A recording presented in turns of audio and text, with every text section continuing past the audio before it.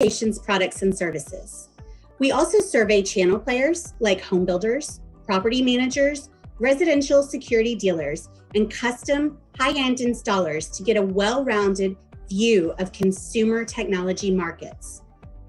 Hello, this is Yilan Jiang, Director of the Consumer Analytics team at Parks Associates. Parks Associates surveys 10,000 broadband households every quarter and conducts a variety of surveys throughout the year. These research data are used for syndicated studies and custom studies for our clients.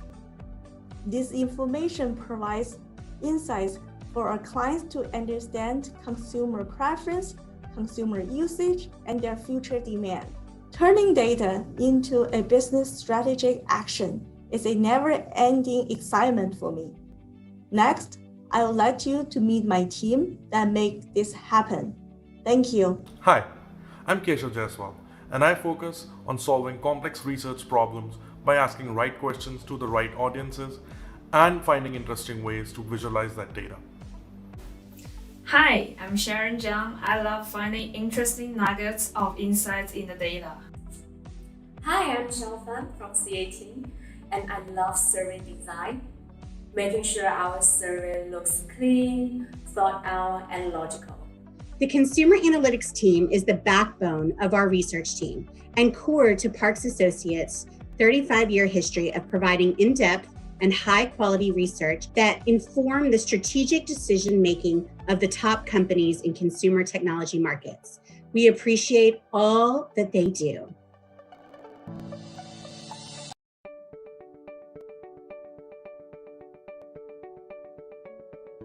If you miss a live session, you can go back at any time to watch on demand. Go to Watch Replays and click on the session that you want to view. Have you created your own event agenda and swap card? Visit the Agenda and Watch Replay tabs to add sessions that interest you to your own event. You can go back to My Event to revisit any bookmarked sessions, sponsors, and items. We want to make sure that you're connecting with our industry-leading sponsors. You can interact with them by visiting the Booths and the Sponsor tab. You can also bookmark sponsors or add items to your event to view later. Sponsors have uploaded extra materials for attendees. Make sure to visit sponsors that interest you to chat with one of their team members or save documents for later. We have dedicated meeting slots set up for break times between sessions. Continue the discussion by requesting meetings from others in the SwapCard platform. Schedule a meeting with another attendee or a sponsor by visiting their page. The panelists and speakers will be addressing your questions live during the stream. During the stream, use the question tab to ask your questions early in the presentation. Go to the poll tab to answer polls that will be discussed during the live stream. If you need help navigating SwapCard, please reach out to our team by mentioning @Parks Associates in the chat box or by contacting one of our team members via our company page. Hi, we are excited to welcome you to Parks Associates' 8th Annual Connected Health Summit. Typically, we host the Connected Health Summit at the end of August in sunny San Diego. The event takes place across 3 days, including a night out at the ballpark. But this year, like last year, everything is different. Instead of hosting across 3 days, we will bring Connected Health Summit to you across the year, featuring virtual sessions focused on the impact of COVID-19 on the connected health market and current consumer attitudes towards virtual care and remote monitoring solutions. 2020 was an unprecedented year in healthcare worldwide. The COVID-19 outbreak and resulting public safety measures led to sharp decreases in in-person visits, the delay of many elective care procedures, and dramatic changes in how healthcare is accessed by patients and delivered by providers. This year's event, Connected Health Summit, Consumer Engagement and Innovation, addresses opportunities for new solutions, including smart home platforms, telehealth services, voice assistants, and wearables to empower consumers, caregivers, and providers with new insight into patient health. Providers must rise to meet the growing demand for services in independent living, chronic care management, remote access to care, and wellness and fitness. New business models, technologies, and solutions are providing a more consumer-centric experience.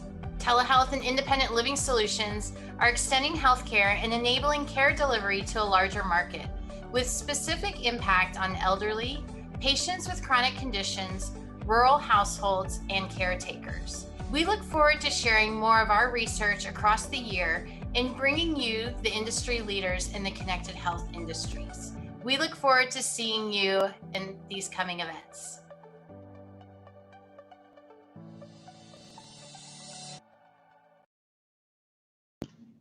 Good afternoon, everyone, and thank you for joining us for the second half of this day's discussion, looking at some of the trends that are going on in the independent living market. I'm Kristen Hannock, a senior analyst here at Parks Associates, looking at the connected health space, as well as a few other verticals. Before we get started, I'd like to give a special thank you to our sponsors, Alarm.com and Everrise, for helping to make this event possible. If this is your first time joining us in 2021, welcome. If you're with us for the January event, welcome back.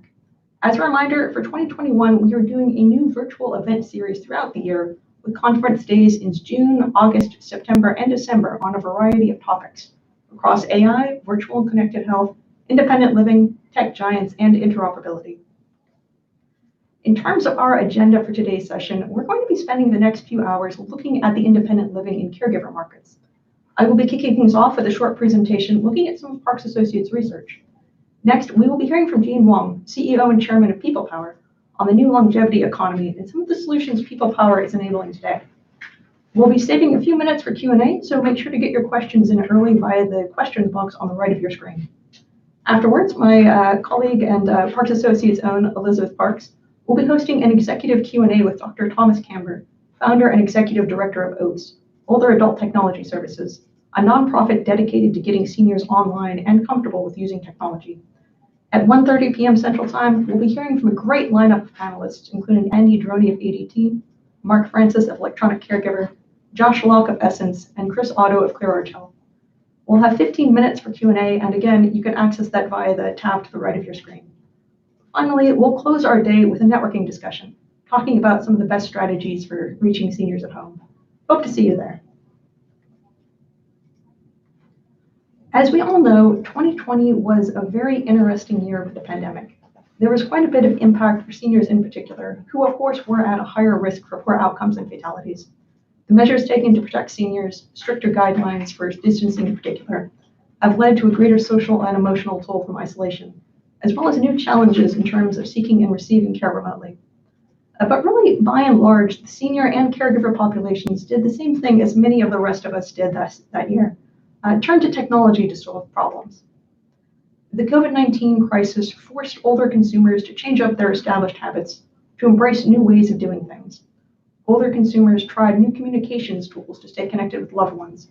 During the COVID-19 crisis, 29% of seniors reported having used a video conferencing service.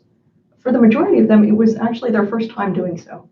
1 in 5 reported using a grocery store delivery or pickup service, and for 2/3 of them, it was their first time doing so. 17% of seniors used a retail store delivery or pickup service, the first time for 42% of these service users. We also saw greatly increased telehealth use. Last year, really across the board, there was an enormous jump in virtual consultations. This growth, however, was really significant in the senior population in particular. Almost 1/3 of seniors, 29% to be specific, reported using a telehealth service. And while that is significantly lower than the percentage of younger consumers who use such services, as you can see here, it's still a 5x increase year over year. In 2019, only 6% of seniors reported using a telehealth service. The big influx of seniors has really shifted the demographics of telehealth and virtual care users overall. Historically, the core user base has been the tech innovators, young, tech-savvy individuals, many of whom are also parents. This group does still remain the core. However, we've seen a massive growth in non-core users as well, largely led by the senior population. Much of this has been driven by two big things. The first is that early last year, many physicians really weren't seeing patients in person for anything less than an emergency. So the only way many seniors and people overall could really get any type of appointment was virtually. The Centers for Medicare and Medicaid also widened reimbursements and loosened some of the restrictions around telehealth, making telehealth much more convenient for seniors, in particular enabling them to do virtual visits in the comfort and safety of their own homes instead of having to drive to an origination site. And seniors, by and large, have really enjoyed their experiences with telehealth and virtual care, with the senior population actually rating their satisfaction higher than younger users in Parks Associates surveys. I talked a bit about telehealth and virtual visits. We also saw a pretty dramatic boom in terms of remote patient monitoring and various types of care at home initiatives. There was another big ruling by CMS that came into effect around early 2020, basically allowing physicians to be reimbursed for RPM services provided by vendors. This dramatically opened up the RPM market across the US, really right in time for the COVID-19 pandemic to hit. So we saw many hospitals and health systems begin to roll out RPM programs, sometimes in pilots, but also many times at scale. Some of these partnerships, and of course we'll also hear about this later during our panel discussion, also included PERS components, or personal emergency response components. Many times COVID-19 patients were sent home and told to monitor their condition, particularly their blood oxygen levels, and come back to the hospital in case of an emergency. However, sometimes their health would turn so quickly that they weren't able to call for help in time, in which case PERS was really essential in saving their lives. Now, family caregivers, as we know, are really incredibly important in the care of aging loved ones, whether they are spouses, adult children, or other trusted people. Not surprisingly, during 2020, the impact of the COVID-19 pandemic was really the #1 concern of caregivers, followed by a few categories that we see as being perennially at the top of caregivers' worries, such as ongoing health issues, accidents and emergencies, disabilities, and so on.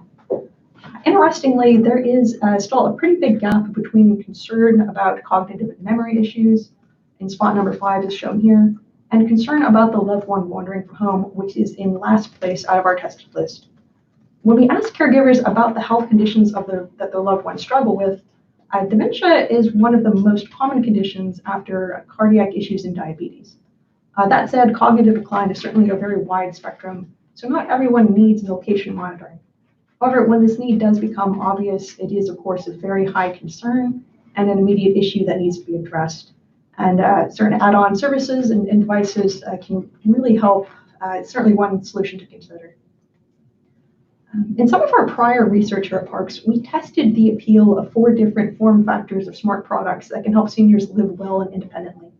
A traditional PERS-style device, a smartwatch that detects falls, a home sensor-based system with passive monitoring, and a smart speaker or smart display system.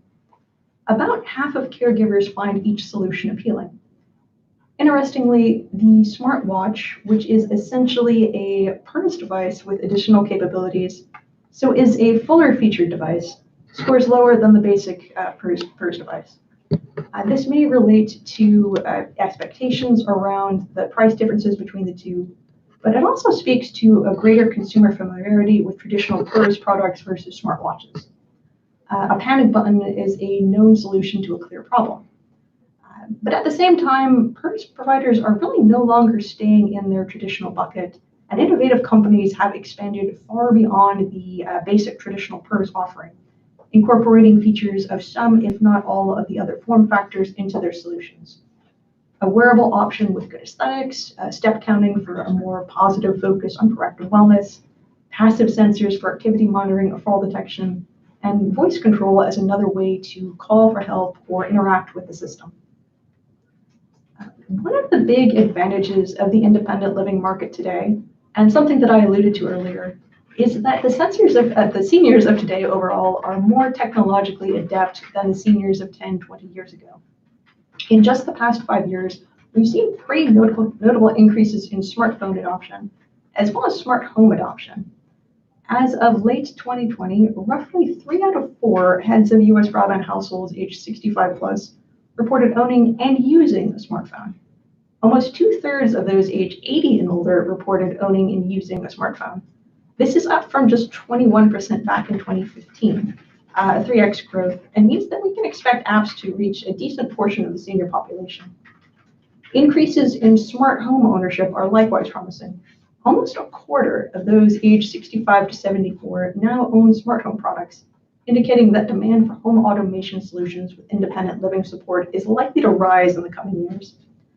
Again, note that the figures shown here are from surveys of heads of US broadband households, so reflect technology adoption among consumers who have a high-speed internet access.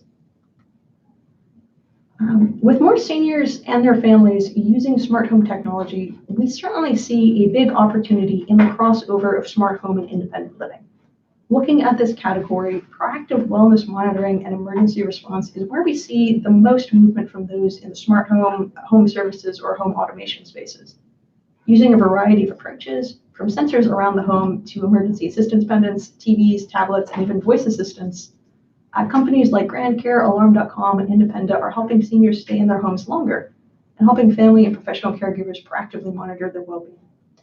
Whether the residence is a personal home or a senior living facility, smart home tech offers a wide variety of operational benefits to healthcare providers. Something that we've touched on in other conferences is that of the unserved patient. With COVID-19 interrupting in-person care for many, quite a few patients went unserved last year. I mentioned telehealth usage went way up. Almost a third of seniors reported using telehealth or virtual care in 2020, but around 2/3 did not. One of the big challenges here that needs to be addressed is that of awareness. Many consumers, particularly senior groups, are not aware or familiar with the technologies that can help them. There's also another big challenge, and that is connectivity. According to Parks Associates estimates, roughly 87% of US households as a whole have internet service via either a home internet subscription or via a mobile service subscription, using a smartphone or a tablet. That leaves around 13% of US households, almost 14 million households in total, unconnected and unreachable by app or web-based solutions. This is, of course, a major challenge as modern society moves more and more of our lives online. And as more independent living solutions and virtual care as a whole incorporate app and cloud-based functionality, this is something the health sector is going to need to address. So we'll be taking a break for just a few minutes, and then we'll be right back to hear our visionary insight speaker, Jean Wong of People Power. Oh, we're going to be skipping our break and moving directly into that. Apologies for the slight mix-up. But yes, it is my pleasure to introduce Jean Wong, the CEO and Chairman of People Power. Thank you. Thank you, Kristen. Really appreciate the great presentation.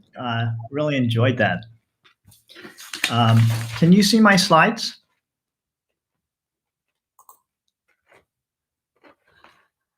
Yes. Yes, we can see your slides, Jean.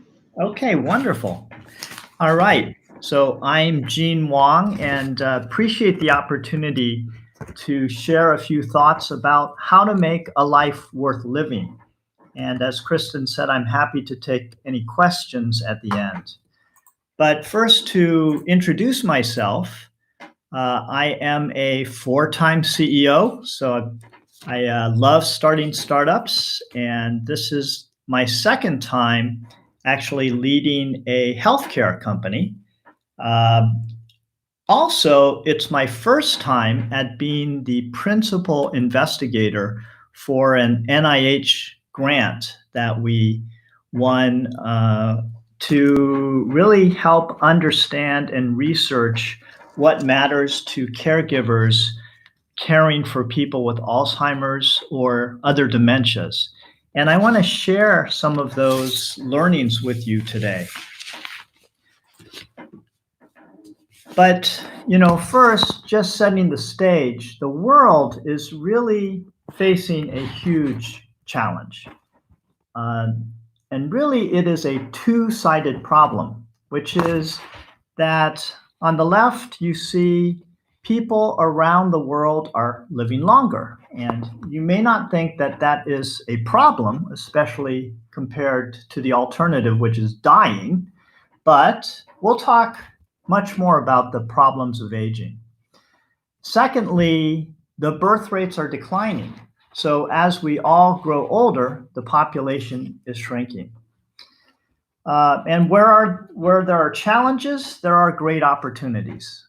And in fact, Dr. Joseph Coughlin from MIT wrote a very interesting book called The Longevity Economy, where he describes that, in 2015 in the US, already spending from people over 50 was larger than the spending from people under 50. And that today, 50-year-old adults and older control 83% of household wealth. Worldwide spending from people 60 and over actually reached $15 trillion. So you may think that with such a gigantic and growing market, that businesses would be all over this opportunity. But in fact, some people estimate less than 15% of companies actually have strategies focused on older adults. And less than 10% of marketing dollars actually target the 50-plus-year-old crowd. Furthermore, many of the products that target seniors really miss the mark. So according to Dr. Coughlin, the most devastating business mistake that we are facing now is a failure to innovate. Now, Abraham Lincoln once said that it's not the years in your life that count, it is the life in your years. And so as we age, what are some of the issues and challenges that we face, all of us really, as we age? And there are a number of challenges, and actually I liked what Kristen just said about cardiac issues, diabetes, dementia, and so on. And another slice at this problem are issues such as falling. So falling is the leading cause of death by injury for people over 65. Other issues, medication reminders, because remembering to take your medication is so important to health. Chronic care management is an issue, and many seniors face multiple chronic care conditions. Mental health issues are really important. And especially in this era of the pandemic, where people are isolated, it is much easier to fall into depression, which can lead to early death. Memory problems from a variety of issues, including Alzheimer's. Alzheimer's currently afflicts around 6 million Americans, with 16 million family caregivers taking care of these folks. Vision problems can also cause accidents, and then hearing loss can also affect balance and create a more dangerous living situation. So there are plenty of problems that we face as we age. And if we take a look at the famous Maslow's hierarchy of needs, starting from the bottom of the pyramid and moving upward, there are physiological issues that we can monitor. Things like making sure that people get a good night's sleep, that they are taking their prescribed medications on time and not forgetting, and carefully managing chronic conditions so that they reduce the stress on their bodies. Moving up the pyramid, safety is a basic need. Keeping seniors safe, alerting on falls, alerting on other issues, such as actually the many that Kristen just outlined. And then in the middle of the pyramid, really, we get to basic human needs for love, for feeling treasured for talking to people. This is in particular something that has taken a big hit in this era of COVID-19. But if a senior can be contacted every day, and just even for several minutes, that can make a huge impact on people's ability to find happiness. And moving up further, really remembering the specialness in people and building relationships and communities and friendships and bonds that really matter. Being held in high esteem by a trusted circle of family and friends makes all the difference.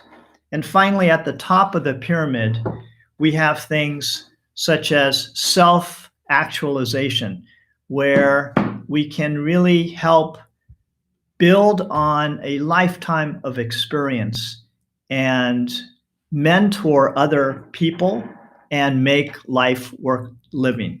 Just as an example of this, my mother is actually, she's 84, and she is every week for the last several years, 3 times a week, she teaches me yoga. And she's actually a yoga instructor, but we have these one-on-one Zoom meetings 3 times a week where she tells me and teaches me how to meditate, how to become more flexible, how to basically stretch and get workout. But really what it's all about, what's most important about it, is that it makes her feel as the teacher helping her student. It really gives her purpose and gives her enjoyment and makes a difference. So what kind of attributes in building systems for seniors might you want to look for in an ideal IoT plus AI platform? And the first thing is, while the Internet of Things is about devices, it's more about people. And so a focus on family and people-centric services that matter is key. Open connectivity, where you can have many types of existing popular devices, as well as even new devices in the future that we haven't even thought of yet, easily be onboarded into a system controlled by a single set of intelligence. Social connectors, which really address the issues of loneliness and anxiety. Bot services, which enable a continual stream of services to be added to the system, much in the way that you can add new apps to a smartphone. You should be able to add new services to a smart home to enable seniors to live at home more safely and enjoyably. Research validation, where there's actually scientific proof that the system is benefiting people, and what types of people is it benefiting and how much is that benefit.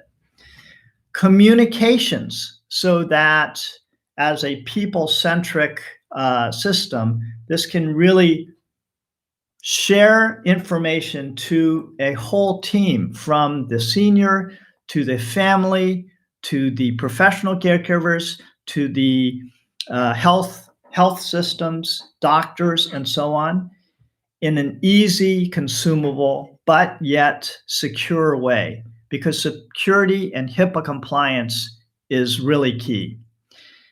The ability to also enable service providers to deploy in massive scale with high reliability to eventually support millions of users with personalized health services.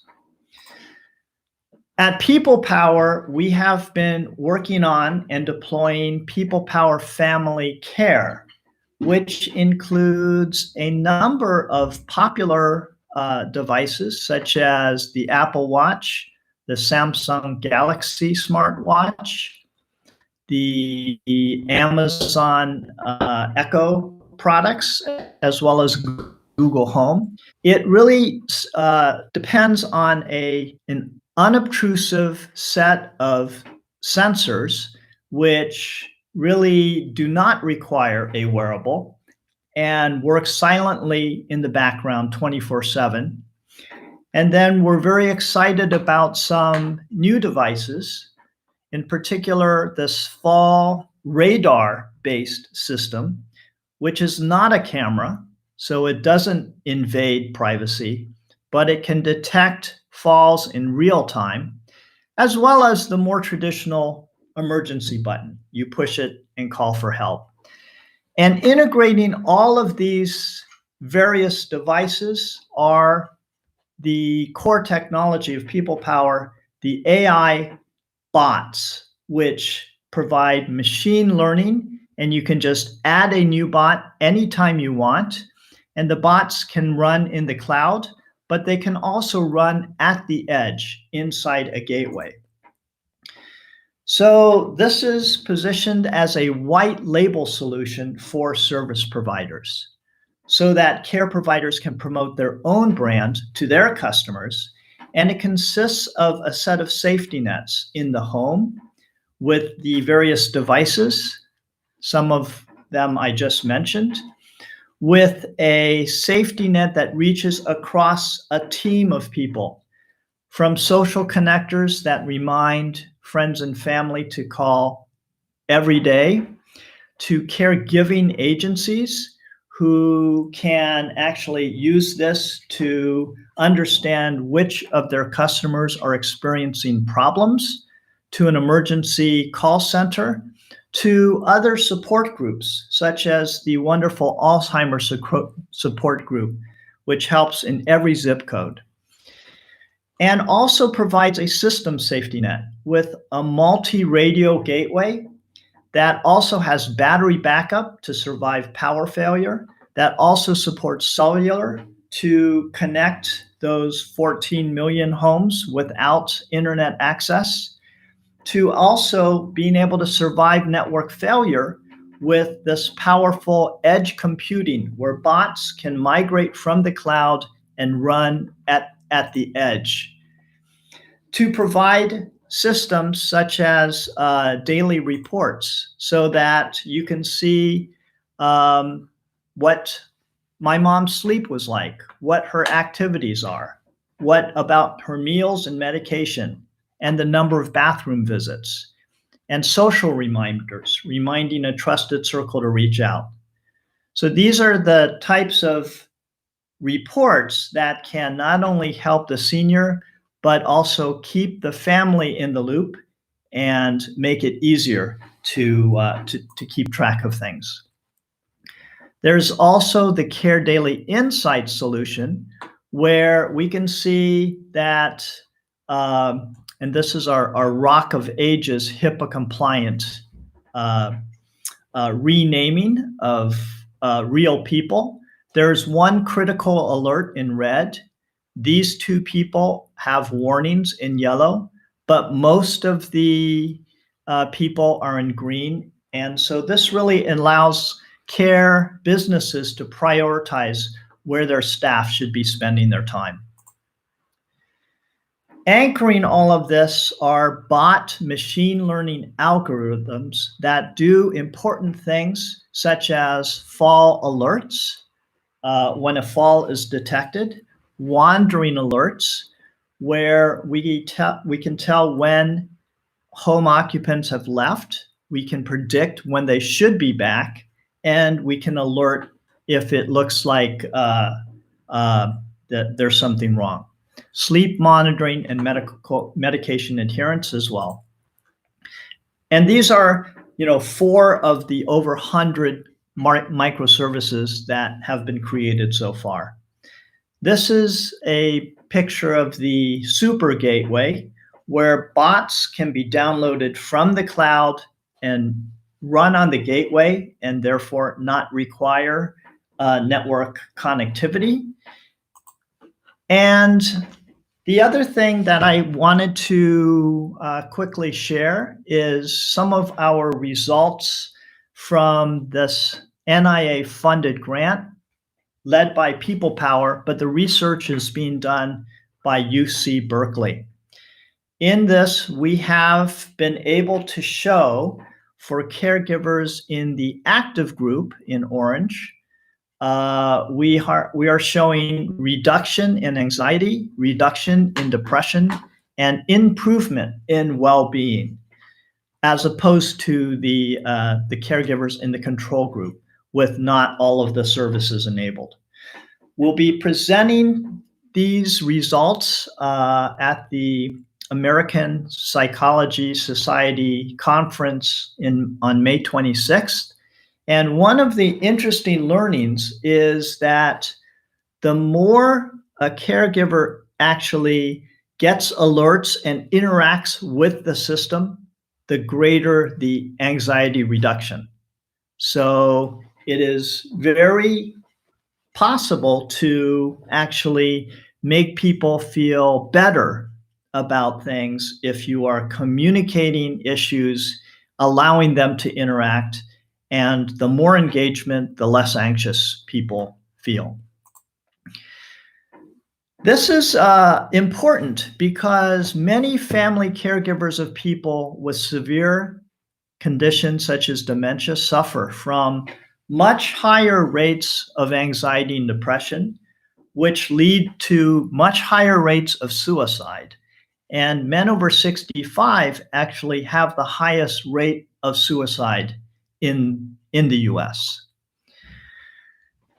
Some of the feedback that we've received is very positive. One of the women in the phase 2A study that the NIH funded said, People Power gave me back my peace of mind. She actually lived in a 2-story home, and her father lived downstairs. She lived upstairs. Every time she heard a noise, she had to run down. And by having this sensor network, that really helped her feel much better about her life, as well as help her father much more. So in summary, I would like to say that living at home independently is a basic human desire for everyone.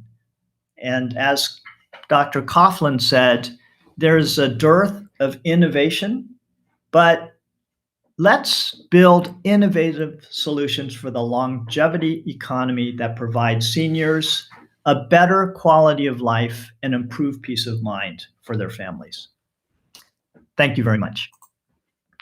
I'd be happy to take any questions, and I'd also be happy to hear your thoughts separately. This is my email address, and I look forward to continuing our discussion and participating in this conference. Thank you. Thank you so much, Jean, for that wonderful presentation. It looks like we do have a few questions in from the audience. We have one person who's interested in the cell service angle.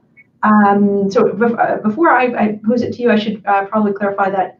So the 14 million household figure that I mentioned earlier is the households without home internet or without a cell plan as well. So that is a combined figure. Good. Which is why we have this new gateway, and it does not require internet. It has its own built-in cellular signal. But yeah, so that's the other thing is that actually it's easier to bring up the system when it has built-in cellular, because it just establishes its own connection. Yes, no, that's a bigger number than I thought, though. Yes, it used to be much larger, but it's actually been going down in recent years. It just households in the U.S. keep going off every year as well. So that's also another big challenge. Could you ask the question again? Oh, sure. So what are some of the advantages and disadvantages of offering a cellular gateway product versus relying on an end user's either home internet connection or cell connection? Well, I think I just touched on some. One is the out-of-box experience, which is extremely important, is simpler with cellular. Um, the the amount of data that we send is not that high, so it is something that works well with a cellular connection. And then, another thing is that if you're not overloading somebody's home network, even if you have internet connection, that is a good thing. And in rural areas, in areas where your internet is a little flaky, then cellular can provide a good backup because they can be life critical systems. So in order to make people like me comfortable that my 84-year-old mom is being watched over, having a system that can survive various types of failure is really important. We actually support a dual SIM cellular system where you can put two SIMs in the gateway, and then if one of the networks gets flaky, it will fail over to the second network. So it can fail from Wi-Fi to cellular 1 to cellular 2. And then you can migrate the bots down into the gateway, and then actually you don't actually need a network connection. Not all of the features are available, but the bots that run in the gateway then basically talk frequently over a Zigbee network to the devices. Sure, so it certainly sounds like that would have been useful here in Dallas when we had all of our weather kind of craziness and the internet outages that resulted. Right. Very cool. So my understanding is that with some of the cellular solutions, who pays has historically been really the question or challenge that's been holding it back. Has this been resolved? Well, there is an additional cellular connection fee. We kind of build that into the system, and as a white label solutions provider, it's really our channel partners that go to market with our solution and have the ability to make up their pricing. We're in particular partnering with telcos and cable operators who have that as part of their core business. So it's there is a small cost, but actually I think senior care services are so important that the expense of the monthly fee can easily cover the small cellular fee that is incurred. Certainly, also if it removes so many of the pain points, it's definitely something we're looking at. Right. Okay, I think we have a few more minutes left, so time for one more question. Okay.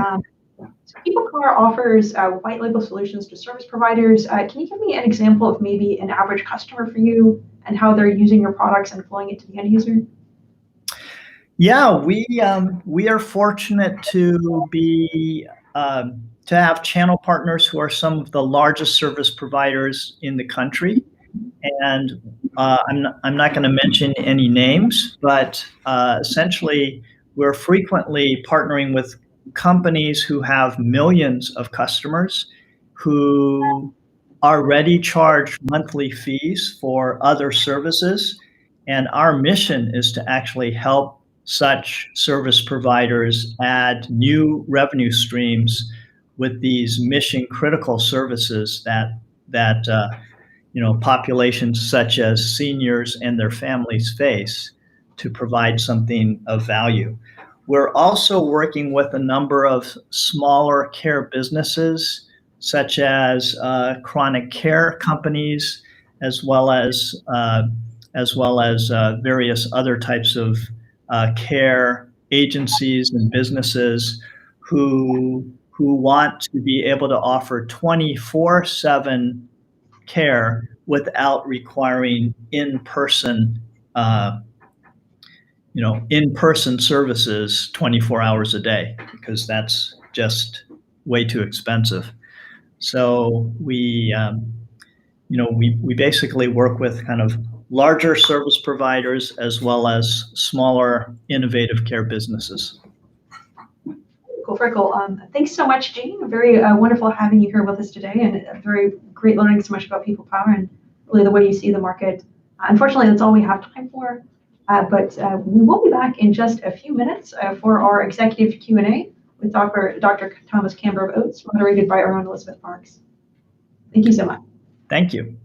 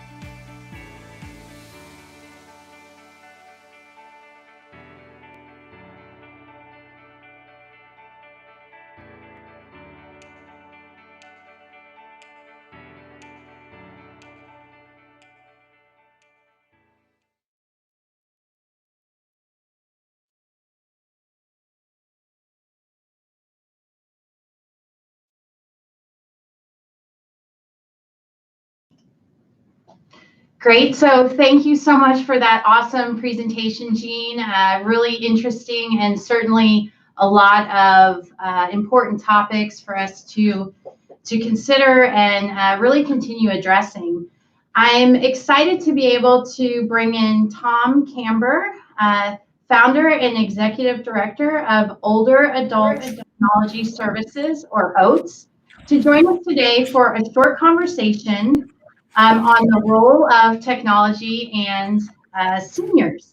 So we're going to jump right in. We have about 15 minutes to chat, and we're going to talk about some of the recent research that OATS did with the Humana Foundation on seniors and broadband access, a topic Kristen and Jean were just talking about, as well as the new affiliation that OATS has with AARP, and really how technology companies should view this massive consumer segment of 65 plus population when planning new products and services for consumers.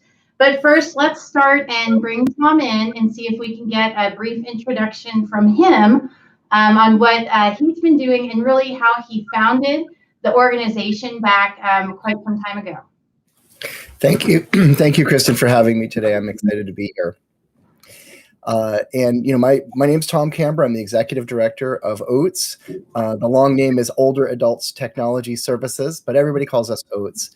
And I founded the organization here in New York City in 2004 when I was volunteering with an older woman who asked me to help her with the computer. And one thing led to another, and I became really aware of the challenge that older people have getting online and some of that technology gap that's been a problem for people in terms of living full, engaged lives in this world that we have that's so digital. And we created a special training program for seniors here in Bedford-Stuyvesant and Brooklyn and designed it together with local people that were older, looking at different methodologies and content that they wanted. And one thing led to another, and within a few years, we had programs all over New York City. We started the Senior Planet Center in Manhattan in 2013, which was the first technology-themed community center for older adults in the country. And our programs have always been free to the end user. We don't charge the seniors, but rather raise money through philanthropic and government and other sorts of income sources so that we can support the initiatives. And now we've become a national initiative. We're in multiple states. And as you mentioned, we're working with ARP now. And we'll get into that a little bit later on. But it's really exciting to be here and get a chance to talk to you about the work. Well, that's great, and we certainly appreciate your time.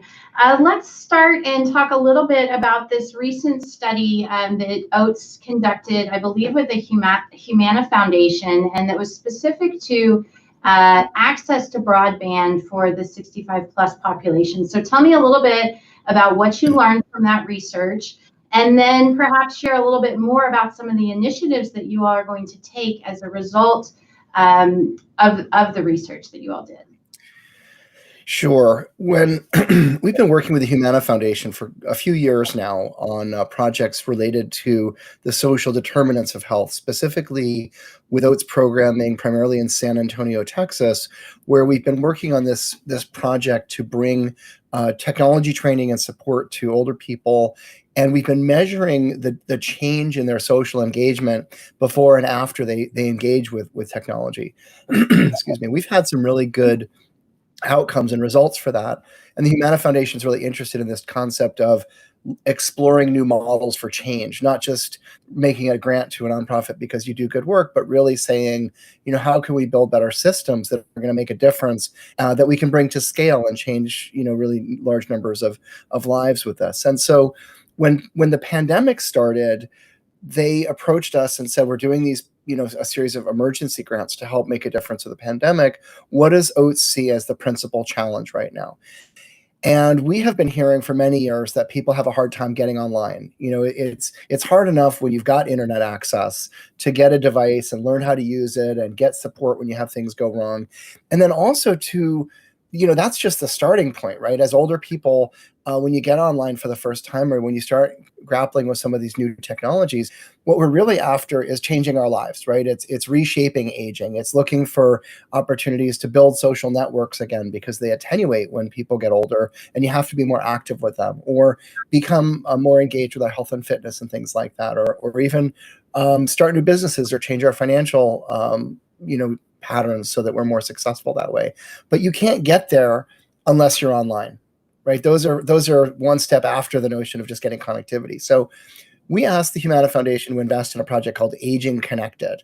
And the first step in that was to research how many older people are not online at home right now. We know that in the pandemic, we've had a lot of anecdotal evidence that people are struggling, and a lot of people are joining the internet for the first time because they realize the critical nature of connectivity.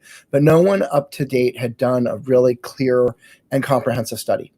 So they gave Oates a grant, $3 million grant across multiple years to really zero in on this project.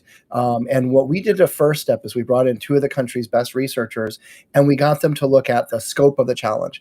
And it's kind of, I hate to be the bearer of bad news, but what we learned was there's a terrible crisis. 42% of people over the age of 65 do not have wireline internet access at home, and that's the gold standard for broadband. And that translates into 21.8 million people, which is just, a crazy high number of people. When you imagine what we're going through with the pandemic, that 21 million older adults couldn't go on at home and do what we're doing right now, it's really, arresting. And so the first step was to issue this report. And then we looked at some of the overlaps of things like race and income, educational attainment, rural residents, if you live in a rural community, health factors about people being on Medicaid or having a health or a mental health challenge. And we found multipliers of predictability in terms of who's online related to all of those categories as well. So just as an example, if you're African American or Latino, you are 3 to 4 times less likely to be online at home than a comparable older person who's white. And income is a 10 times more likely or predictor of being offline if you're in the lowest income category versus some of the highest categories. And so we're finding that there's this real challenge that has a social justice framework as well. And we're working to activate a network of institutions and stakeholders to try to reverse that gap. So that's what Agent Connected is about. Well, that's great, and certainly a worthy cause to, bring people access to, broadband services that can really serve and provide additional value. There's a group of consumers, though, who may have no interest in getting access, even if it's available. So can you share a little bit about maybe the segment of population who doesn't understand the value in the technology and what it can provide simply because they may have not experienced it yet? That's right. There's this concept of what they call digital natives and digital immigrants, right? Digital natives are the folks that grew up with technology around them when they were kids, and it seems like a natural thing just to plug in and do things on Instagram or shop online. But for digital immigrants, we're all learning. I'm on the cusp of that as a Gen Xer myself, and so we have to constantly be thinking about technology as a series of constant innovations in terms of what's available to us to use, and the diffusion of those innovations, who's using them, and how can we make that value proposition clear for people so that they can make informed decisions.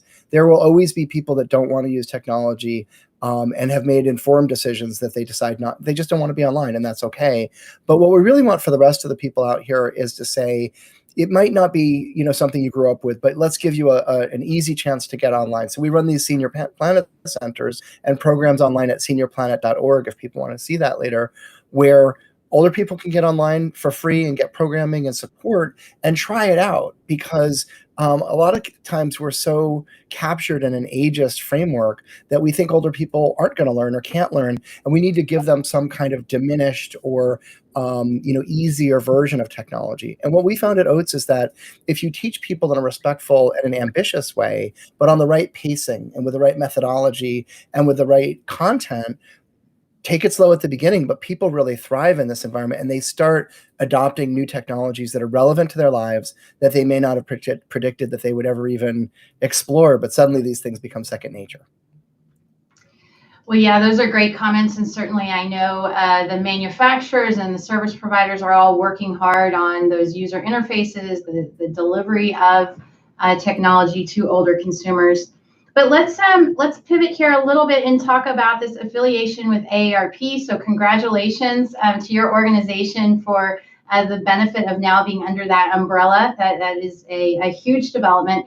Tell me a little bit more about how that unfolded, and then what you think that's going to do for the services that you provide. It was really a wonderful opportunity for us because Oates created a kind of a grassroots-based program that we spent 15 years building and refining, where we got to the point that we knew that we were making a difference for the people we served. But on a good year, we were working face-to-face with maybe 20 or 25,000 people in the 5 different states where we have operations. And AARP, of course, has operations in all 50 states plus Puerto Rico, Guam, and the Virgin Islands. And they were looking for ways of enhancing their program capacity without having to build it from scratch. So joining together, it's kind of a classic merger approach, but in the nonprofit world, it's an affiliation. And it means that we're going to be a part of AARP and their network, similar to the AARP Foundation or Wish of a Lifetime, which also affiliated this year. And it gives us access to their 38 million member institutional framework. It gives us access to a lot of their communications and research and other kinds of institutional assets, but it gives them the ability to work with us to bring our program to scale without having to build that distribution network. So we're very excited about it. And just as an example, with the emergency broadband benefit that just was passed by the federal government, this is a real opportunity for us to get the whole country behind a chance to get seniors online with a $50 a month subsidy from the federal government. But we need to distribute information about that so people will sign up. Well, Oates before was only in 5 states and had a smaller footprint, but now we can work with AARP to make it available training materials and informational materials so that this year, the most older adults that are low income that we can reach can sign up for what's called the emergency broadband benefit. And we're targeting to see if we can get 1 million people online by the end of next year. Wow, that's amazing. Well, and so do you anticipate over the next few years that your Senior Planet program will be rolled out in all sorts of different places, cities, around the U.S. Is that what you envision? It is. Yeah, these senior planet centers are a big mouthful to chew sometimes because they require, staffing and real estate and all sorts of some local funding support as well. It's not, we've committed to keep raising a hybrid fundraising model out there where Oates is going to continue to fund a lot of our work with support from local communities and philanthropic entities. But we do right now, we have 5 senior planet centers in the country, and we could see that growing to add another, 5 over the next few years. So we had more national coverage in different areas. We have an initiative to reach, we're hoping to reach as many of the 1,889 rural counties in the country through a licensing model that's supported now by AARP as well. So we're just experimenting with that this year, but next year we're going to be rolling out to rural areas. And then the 50 state operations are all going to be places where Oates can deliver training that'll be brought right down to those state environments. So we will be having a national program framework by the end of next year. So we're definitely in a growth mode right now. We're seeing bigger numbers. We've got 500 people per Zoom class for our morning stretch, which used to get about 25 people. So we're just getting a lot of growth there. And we did a program with them last year on teaching Zoom that had over 10,000 people in one session. So some of these numbers for us are really a different category of impact. And we're having to learn and adjust on our side, but definitely the trend is pretty positive right now. Well, that's great. Congratulations on your success there, and good luck as you integrate further into AARP. And I'm sure they're a powerhouse of resources to help you with your execution. We only have a few more minutes, so if you do have any questions for Tom, please go ahead and send those in. I'm going to go ahead, though, and ask another question about what you would advise technology companies. So our audience is made up of executives who are building the products, marketing the products, and considering what future products to bring to market. So what would you say to our manufacturers and service providers listening in about engaging this segment of the population with technology as that relates to the design of that product or service? It's a couple of quick tips that I think are worth looking at. First of all, getting out there, networking a little bit with some of the other technology companies that are in this space. We go to CES every year, which this year, of course, it was virtual, but Oates has been funded by the Consumer Technology Association, which is the foundation that is supported by CES. And every year we go there and we research products and services and compare them to the population that we work with, which is primarily older people over the age of 60. And connecting with some of those networks really helps people appreciate the range of things that are in a constantly kind of emerging market. Secondly, co-design with older adults is making a big difference for people. We've been connecting a bit with some of the robotics companies. Intuition Robotics out of Israel did a really amazing effort reaching out to older people as they designed the product in the first place and doing lots and lots of user testing that was inclusive of older users. And I think that really helped them grow as a company. And then finally, I think looking across the whole value chain, it's not just about having a product that's got big buttons or that's a phone that's a little bit louder, but it's thinking about the entire experience of the customer from product design to some of the pricing models, and even thinking about your marketing and your communications materials, how people are being presented and how people are engaging with those health and technology devices and services helps fit into their lives with older people in a respectful and a kind of more modern approach, rather than being trapped in some kind of notion that older people are frail and can't do anything for themselves. We really have to rethink how we're presenting the products in order to have a better user experience across the whole, what I call the value chain. Yep. Well, those are really great points. And certainly, I think there are some misperceptions about older adults and the use of technology. That shows up in our research all the time. So a good point. And certainly, seniors continue to grow older, and 65 is really quite young, actually, in terms of life expectancy these days. So thank you so much, Tom, for your time today. That's really all we've got. But I appreciate you being here and sharing your insights. You guys have really great stuff going on. If there's any way we can help support you, please let me know. I'm really happy to be here and participating today. And, we'll be following up with some resources and things that people can plug into to find Senior Planet on seniorplanet.org or oats.org. And we hope that some of your groups out here can partner with us on future projects. It'd be really exciting for us. Absolutely. Absolutely. Thank you again for your time today. Thank you, Kristen. Great. So that was a great conversation with Tom Caber, founder and executive director of OATS, or Older Adults Technology Services.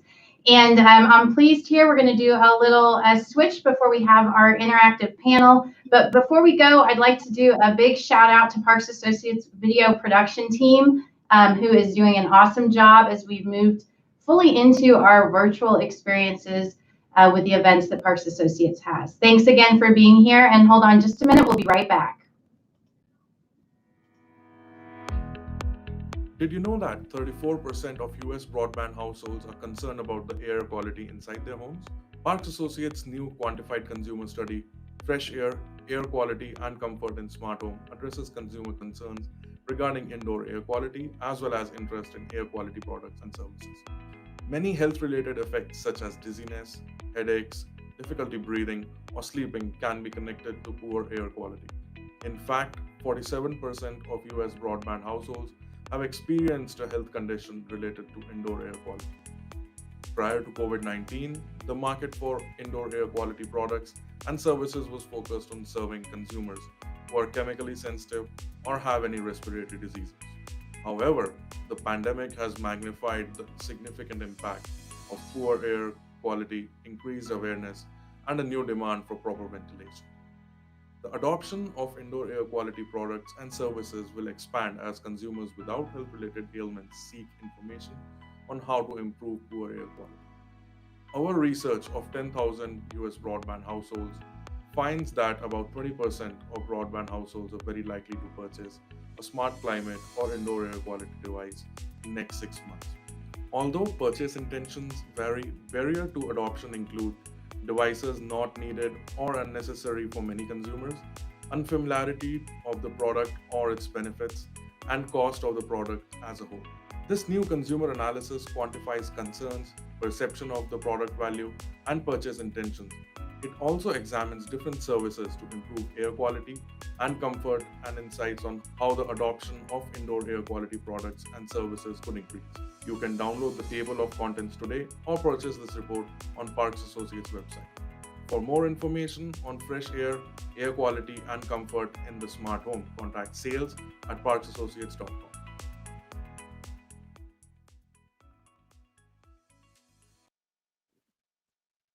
Thanks so much, Elizabeth, and welcome back, everyone. Our next session will be a panel discussion on the role of technology at serving seniors at home.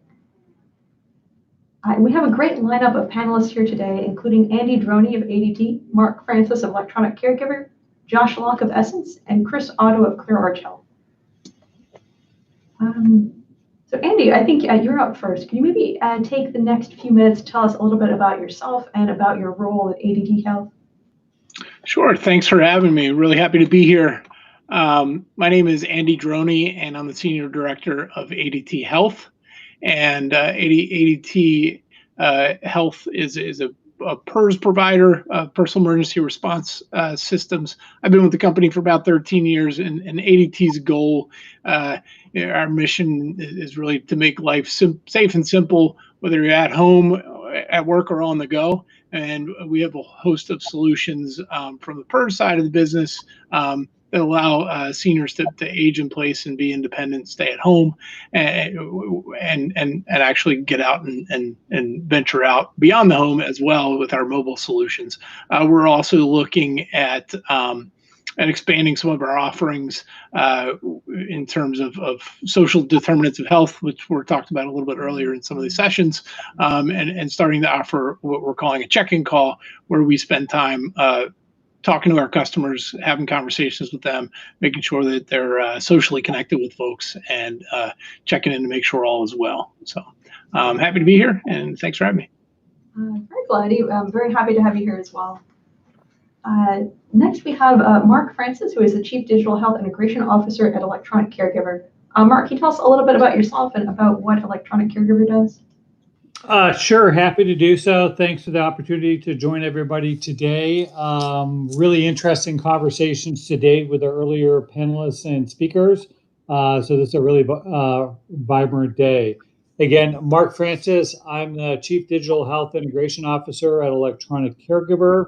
I've actually had a long, multi-decade career in aging and aging tech, starting as a geriatric care manager, moving over to be a policy analyst for an area agency on aging, all the way through ending up as an executive at Intel and Amazon, and working in the intersection of tech, design, and aging and healthcare for quite some time.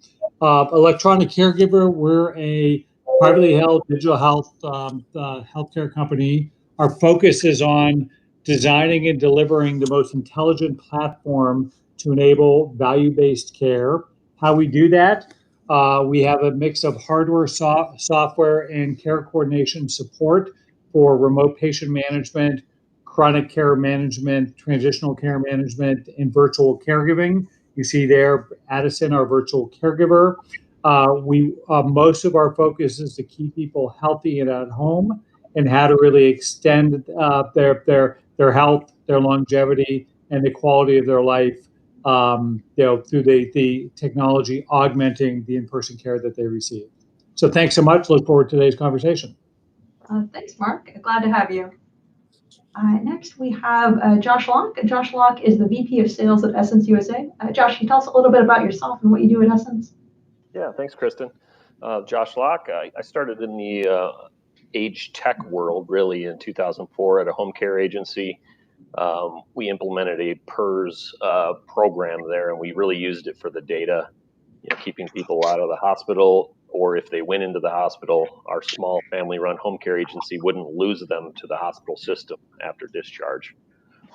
After that, I started with a company called CST here in Michigan, startup company in the medical monitoring space. Led the team there for 8 years, and then moved to the manufacturing side, which is where I am now. But I started with Numera, which was a mobile PERS manufacturer and platform provider. And then now I'm with Essence for over 5 years, which really focuses on in-home IoT for senior care. We're a global manufacturer based out of Israel of IoT devices in general, mostly on the security side, but I do the healthcare side for the US market. And we do IoT for the senior market, platform provider and platform integrator. So we integrate with existing platforms as well. And basically it's moving data from IoT devices in the home to a platform where it can be presented in a thoughtful way and that you can implement AI if needed into it as well. So glad to be here. Thanks so much, Josh. We're very, very happy to have you. Next, we have Chris Otto. Chris is the Senior Vice President of CareTech. Chris, can you tell us a little bit about yourself and about what you do there? Yeah, sure. I'm happy to. Great to be here today. Good to see some familiar faces on the panel. I've been in the aging technology space for 14 years now, worked with a number of companies, founded a company known as Halo Monitoring. We were acquired by Mobile Help in 2012. Worn a number of different hats at Mobile Help, but in 2016, got to help found our healthcare division, which is now known as ClearArch Health. So that is our healthcare division and DBA of Mobile Help. We offer a full line of remote life safety products, PERS solutions, connected health kits for chronically ill patients to use for remote patient monitoring, and also offer applications and tools to help manage social determinants of health. We work with a variety of different organizations, medical groups, payers, hospitals, and health systems, all with the common goal, trying to manage large population of patients with chronic conditions or some other needs, often fall risk, often have emergent needs, and often living alone. The company is an FDA-registered device manufacturer. We have over 320,000 active patients, subscribers, members using our equipment in the field today. We process over 8,000 emergency events each month, so it's roughly one alarm every 5 minutes. Our connected health kits especially are getting a lot of traction in this marketplace and growing. I know we'll talk a little bit about that on the panel. The company is unique in the marketplace because we do have a direct consumer PERS business, but we also have the remote patient monitoring solutions that we offer to healthcare providers, and we're able to leverage the large scale support and logistics, shipping, to provide a lot of seamless support to our clients. So the value to our customers is that means that we can we manage all aspects of the technology deployment. We get it to the patient's home. We set it up. We make sure the data gets into their dashboard, whatever that may be, and we support them in doing that. Okay, cool, very cool. Thank you so much, Chris. And also thanks everyone for joining us today. Before we get into our discussion, just another quick reminder to our audience members to make sure to get your questions in early. There is, of course, the little box to the right of your screen under the chat tab with questions on it. We have 15 minutes scheduled for Q&A after our panel discussion. So yeah, sort of heading into things right now, we've certainly seen as a result of the COVID-19 pandemic, more use of telehealth, more use of connected health, and also more use of communications tech among seniors and their families. Has that impacted your independent living businesses at all? If so, how so? So Andy, maybe you can kick us off. And so COVID's been, and I see COVID as serving over the past year. It's crazy to think that it's been going on for over a year now. As a bit of a catalyst for some change in our business, in the sense that initially we saw some softness in the business, but soon after, as people started to get concerned around assisted living facilities and wanted to bring parents into back home or into their home, we've seen demand kind of grow in terms of people wanting to make sure seniors are cared for. And I think COVID's also added, with isolation of seniors, added a need for that connection, that personal connection. And we've started, we launched a new service called Check-in Call, where our agents, our call center agents, place calls to customers and have conversations with them, just to check in, see how things are going, talk about their day, talk about their weekend, talk about their life, and really just connect with them on a personal basis. While it's not super high tech, it's done in a format that is meaningful and useful for the seniors typically. And it's been really interesting to see as people have been kind of closed into their homes for a longer period of time, the desire to actually have that personal connection. We know how important that is for their well-being. So currently, we're starting to see, I think, an uptick as things start to open back up, with caregivers maybe going back to work, going back into an office, and starting to think about, hey, what do we have to do with mom or dad who have been living with us and while we've been working from home for quite a period of time. So we're starting to see a lot more interest around the products and services that ADT offers, and what we can do to keep those seniors safe. Maybe they aren't going to move back into an assisted living facility, but now that the workforce is kind of getting back into things and things start to open up, there's a need for those products and services while folks are away during the workday. So it's been really interesting to see kind of the ebbs and flows as COVID has gone through different stages and how it's impacted our business and how it's impacted seniors. So. And yes, and certainly things are a bit different now with the vaccines out and being widely distributed and making its way through the senior population and also the adult population in many new places. Mark, maybe share a little bit of your perspective on this. Sure, happy to do so. Great point, Andy, particularly about the impact of social isolation. We've seen that across generations, from kids to adults to seniors, and it really is something that folks, I think, have a lot more awareness around the importance of mental health and addressing some of the kind of the non-hard clinical sides of healthcare to keep people, healthy at home.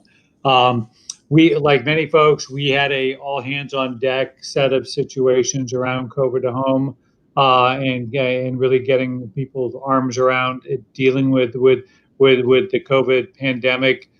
Big uptake in terms of the receptivity to use connected health devices, not just to do telemonitoring or to do virtual visits, but beyond that as well.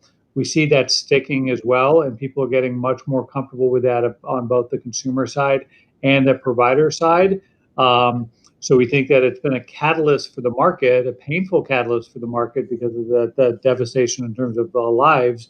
But overall, if you look at how this can move us forward with a more maybe sophisticated, integrated, hybrid model of care moving forward and really connecting the health home, we think that there'll be net benefits coming out. Mm-hmm. Well, that's something we've certainly been seeing here at Parks too, just a massive increase in interest for remote patient monitoring, connected health devices, and really all sorts of solutions. Josh, what is your perspective on how COVID-19 has changed the market? Yeah, I'll give you the manufacturer's perspective because we're not a service provider, so we get a lot of our feedback and from our customers who are the service providers. We're serving the seniors in their home and providing the value to the caregivers, and really what we're seeing is an increased demand from specifically the caregiver for added value. And what I mean by that is not just, they don't want just a box and a button anymore. They're like, I don't need to know right when an event happens. I kind of want to know how she's doing, or he or she is doing, can I look in? Is there anything else? She doesn't want to wear the button. So we're getting a lot of demand for some of our innovative safety net layers of innovation that we've put on, like our voice activated module. People are familiar with the Alexa now. So they're familiar with voice activated type of things. So we have one that's built for the PERS industry, so it's not cloud based. It's easy to add on to existing customers. And then also the passive fall detection through radar technology, because, service providers know a good chunk of their customer base, the end user, is just taking their pendant off and putting it on the back of the door or putting it in a junk drawer. And they're looking to manufacturers like us for other means. How can we still provide this value, this valuable service? So that's what we've been seeing an uptick in that really over the last really year and a half. It's been going on. And so we've been fast pacing our R&D and really trying to cater to that, because that's how we get to market. That's how we sell products, right? We gotta let our service providers, our customers, be successful in the contracts they get, or if it's private pay, they got to be successful there when competing in the marketplace. Mm-hmm. Very interesting, and certainly we've seen that passive fall detection is very much a hot topic as well. Certainly promising technology. Yeah, Gene mentioned it in the session prior. Mm-hmm. Chris, what is your take? Yes. So I work on the B2B side of the business, and so most of our customers are healthcare organizations, and certainly the connected health kits are in high demand. Telehealth is in high demand, and certainly I think we all have probably firsthand experience of using telehealth during the pandemic, and we've seen primary care groups and specialty groups shift towards this. But what we've learned through this process is that telehealth alone is not sufficient in some cases, especially to help manage patients with chronic conditions. So we've seen, certainly cases in the pandemic when patients have been unable to access care, and we've seen an increase in mortality rates for conditions unrelated to COVID-19. So that tells us that when patients are unable to receive access to care, and in this environment it was challenging, that there's need for other solutions. I think a part of that is an opportunity for connected health. So, when you have a patient with chronic condition, that provider needs access to their vitals as well. And if they can't get in clinic to capture that, they're going to have to find other ways. So I think the synergy between telehealth and remote patient monitoring is strong. And I think we're seeing that through the pandemic. Yes, and that's something I would certainly agree with. It's very, very strong synergy. You have a lot of potential unlocked. As Andy said earlier as well, there is certainly something to be said for just having that human interaction component added on, just sending a patient a phone call and really talking to them and understanding where they are. Just something that else I've mentioned before, and that has, of course, come up throughout the year. Another big shift has been on the part of care providers and of payers. They were really forced into supporting virtual care these past 12 months. Many realize that it's actually pretty good. Historically, there's been this big reluctance on the part of care providers to really offer virtual care and dive into that, and they were very much pleasantly surprised in many cases by what the technology is like now and how seamless it can be. I believe all of you guys are really somewhat active in the crossover between PERS and virtual care. Can you maybe speak to how this has changed? Where are you really seeing the most traction, and what new opportunities are opening up in this market? And Chris, since you went last, maybe you can kind of kick us off for this one. Yeah, sure. Can you hear me okay? I think I'm having some audio issues on my side. Yes, we can hear you fine. The video is a little bit blurry, so I think there might be a data speed for the upload issue. Yes, I'm sorry, can you repeat the question, please? Sure. So one of the big shifts we've seen is that care providers and payers were more or less forced into offering virtual care and supporting virtual care these past 12 months, really as a result of the COVID-19 pandemic. In many cases, they found out that they really actually liked it and it was good. Of course, with PERS and virtual care, there is this growing overlap. I believe most, if not all of you guys are really active in this space. ClearArch Health in particular, this is something that you guys really hone in on. So just curious to see where you're really seeing the most traction with this and really what new types of opportunities are opening up because of this shift. Yeah, no, absolutely. We're definitely seeing adoption, and we're seeing policy changes and payers embracing the technology and the benefits. I mentioned in my opening that one of the things that we also are offering is assessment tools and the ability to uncover gaps in social determinants of health. Potentially to help coordinate with patients, the ability to schedule prescription refills or coordinate transportation.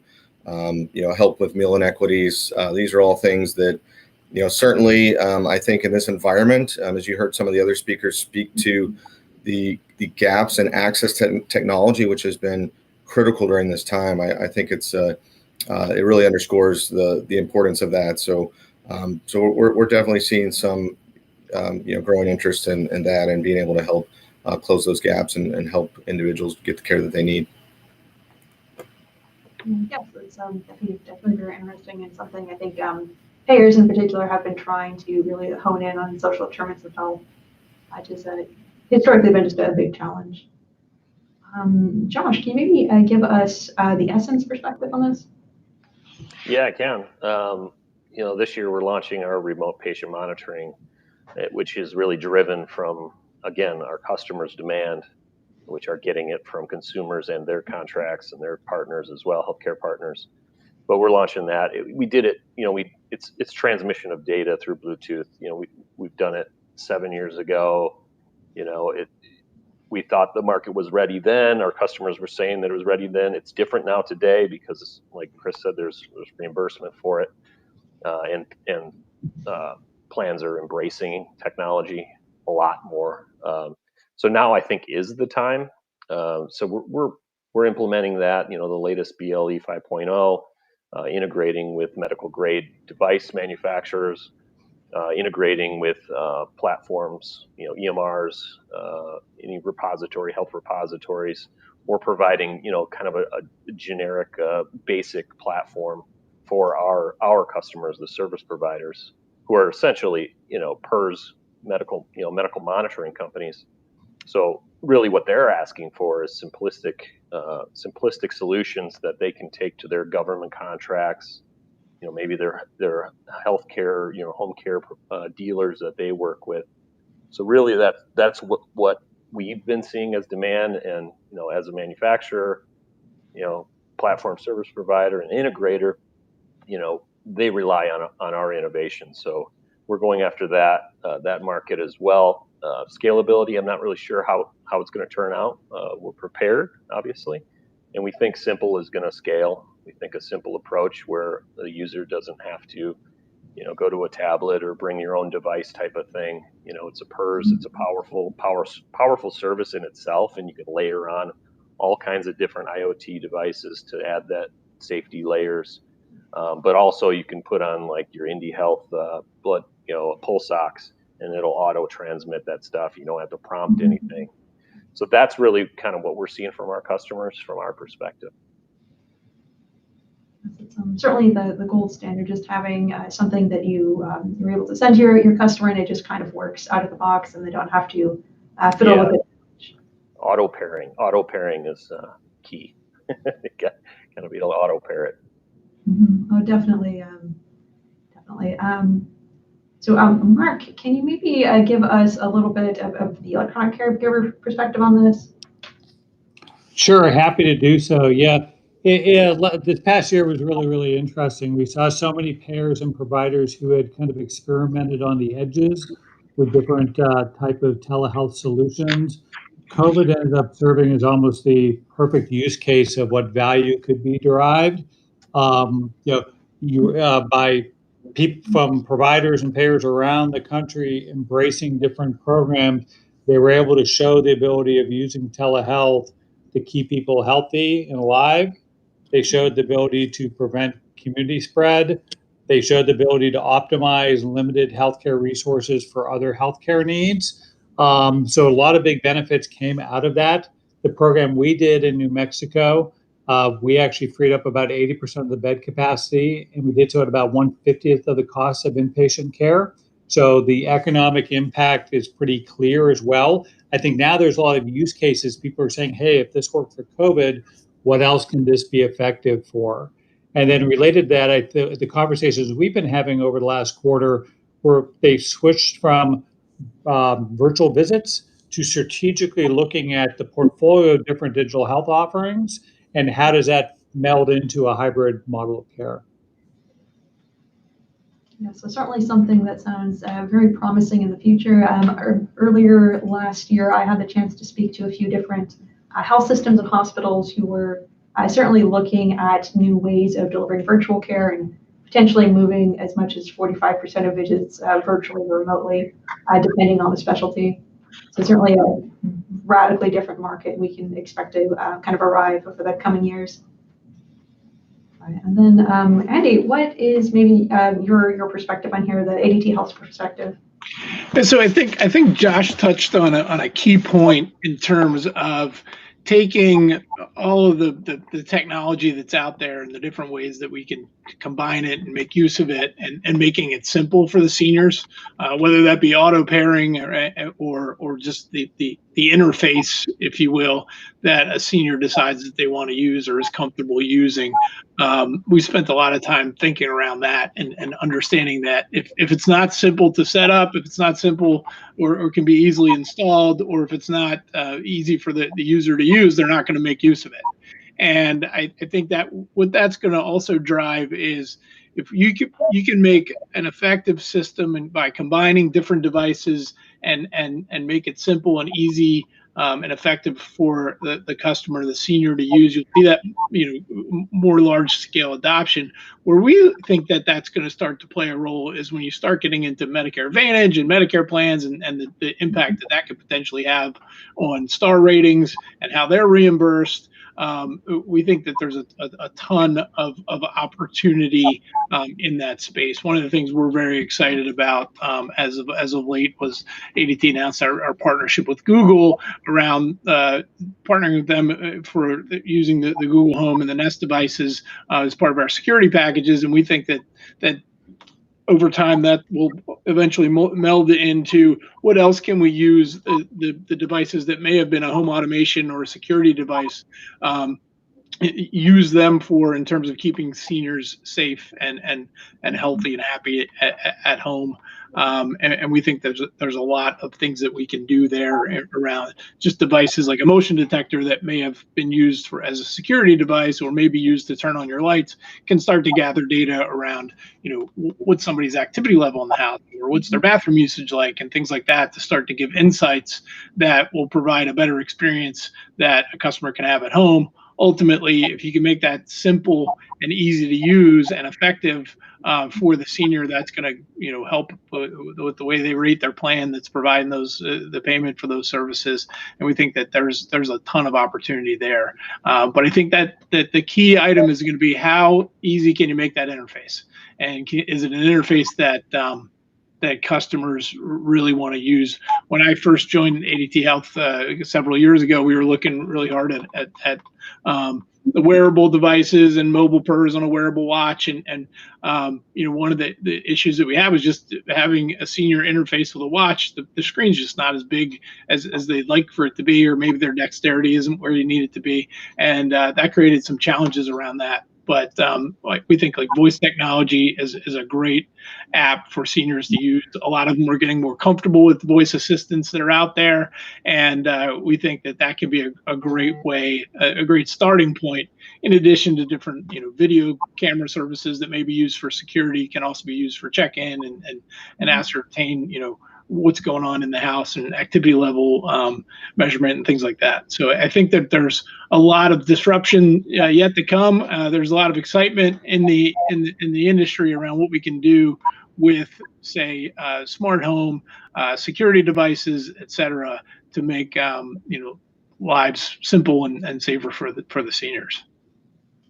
Yes, there's certainly a lot of potential for the crossover there, and thank you so much for sharing. Sure.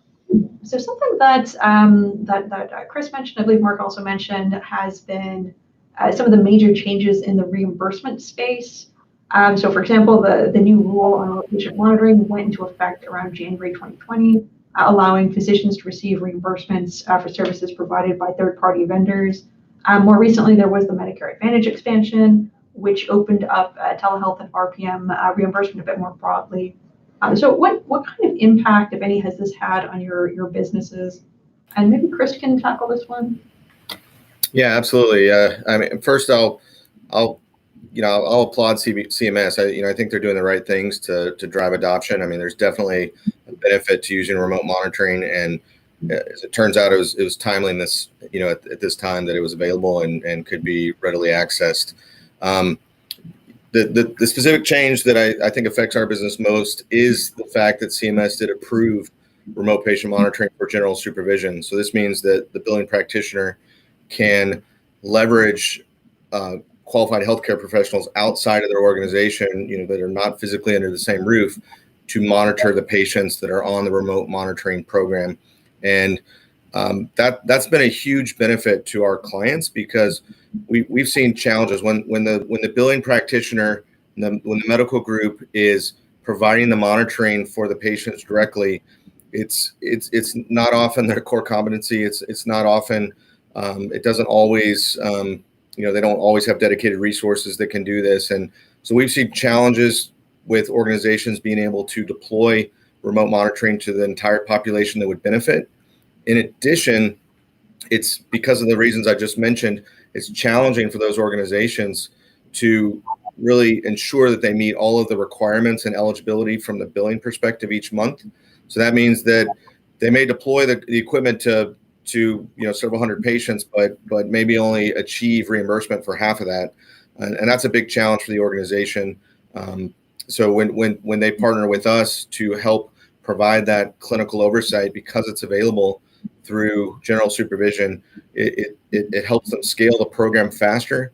It helps them ensure that we can help them get, from some cases, 50% reimbursement rates to 80 or 90% reimbursement or higher sometimes. So it's a great benefit to the organization. They have the funding and the reimbursement coming in. They can scale the population. So those are all very positive from my perspective. Certainly sounds like very much an emerging avenue of doing business. Josh, I think you also mentioned a little bit about, Chris, I believe you mentioned in your talk a little bit about kind of what you guys were doing at ClearArch Health. Are there any other particular avenues that you think are very exciting that companies should be exploring? That's a broad general question, but Yes, I mean, I'm most excited about the growth and opportunity with remote patient monitoring. I mean, we're seeing a lot of interest there. I'm excited about some of the things that we're doing. I think from a growth perspective, even just during the pandemic, we helped one client launch COVID screening through the tablets overnight, and we've seen a shift in the types of devices that are in the systems, having to rapidly deploy thermometers and other sensors. I think there's a lot of opportunity with the data that we're collecting. So, one thing we've learned through the pandemic, that virtual care is here to stay. So I think, certainly that I think there'll be a return to in-office clinics, but probably never to the extent that it was pre-pandemic. So I expect that virtual care will continue to be some part of the healthcare delivery.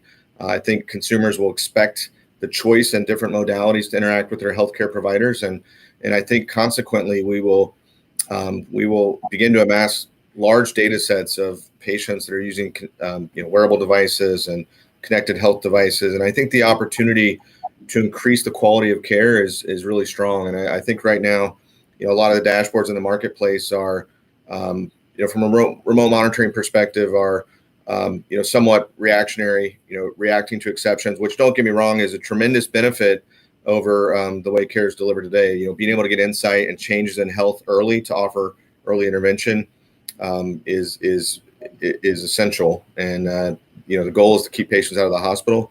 So don't get me wrong. I think there's a tremendous amount of benefit with the current solutions, but I think there's also a tremendous amount of opportunity to continue to use that data and present it in ways that are leveraging multiple inputs, providing health risk assessment and scores, and even predicting the patient's probability of going into a hospital so that you can provide different forms of intervention. So I'm excited about that. I think that's going to be an area of growth, and hopefully we'll continue to play a meaningful part of that. Very interesting, Chris. I think you raised some very important points. Mark, can you maybe share a little bit about the electronic caregiver perspective on some of the reimbursement changes and what exactly this has done? Yeah, sure. Happy to do so. Great discussion to date. To me, remote patient monitoring, chronic care management, telehealth, it's where it is today and where it can be in the future, all because of the reimbursement changes. Lacking the reimbursement changes, we would have had a spike and then a drop in terms of adoption. So the federal government, the state government serve as market makers. They loosened things last year, and it looks like they are making things permanent this year, which really, I think, creates the foundation for these new models of care, which is fantastic. I loved what Josh and Andy talked about in terms of usability. I think we've seen tremendous advancements over the last 10 years in terms of usability on the consumer side. I think we all have to pay attention to usability on the caregiver side, whether that's a professional caregiver or whether that's a family caregiver. You want to really make sure that things are streamlined. The information is going to single sign-on, single dashboard. It's integrated into EMRs. You want to make that information as streamlined and actionable as possible for the providers. That hadn't been the case in the past, and that's one of the reasons where there wasn't as much adoption as folks who were advocates of telecare would want, because there was just an overwhelming amount of data that folks didn't know what to do with. Now with machine learning, data analytics, algorithms, we're getting stuff so that folks can get a much more nuanced and curated set of information that's actionable in terms of what the data is telling me and what I could do for my member or for my patient. Yes, I think that's definitely a very good point. Historically, there have been a lot of challenges with merging technology into the healthcare space. Data overload was certainly one of them. Also, lots of solutions that were maybe designed by technologists, and they weren't necessarily designed for the comfort of patients or for the ease of use for physicians either.